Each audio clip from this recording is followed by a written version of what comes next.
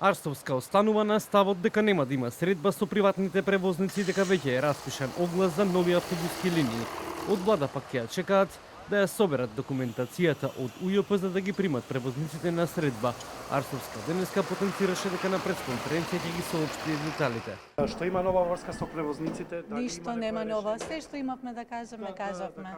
Ма што е кажано? 500 Се што имавме да 500 кажеме, луѓе се без кажавме. работа на улица, а Тоа не е вина е на оној кој што им го прекина договорот. На автобус достигна на работа. Треба нешто на граѓаните да им кажете, не на нас или на превозниците. Ќе имаме пресконференција и ќе си кажеме се што имаме да кажеме.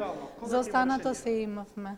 Приватните превозници денеска преку соопштение посочија дека се уште немаат добиено покана за средба од премиерот и дека никој нема да се пријави на огласот. Сакаме да апелираме на итноста заради тоа што околу 500 семејства веќе подолго време неосновано и незаконски се и без работа и без да им биде исплатено она што веќе го имаат изработено во претходните 4 месеци, ако е писмено потврдено како такво и од службите на ЈСП и од службите на градот. Продолжија партиските препукувања на релација Ковачевски-Мицкоски.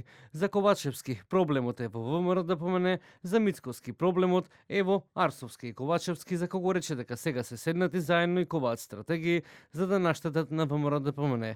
Скопјани се незадоволни од градоначалничката Данела Арсовска. Според анкетата на ИРИ, над 57% од граѓаните на Скопје се целосно незадоволни или до некаде незадоволни од работата на Арсовска. Скопјани се незадоволни од работата на Советот на град Скопје. 54% од испитаниците покажа резултати на анкета на Американскиот меѓународен републикански институт.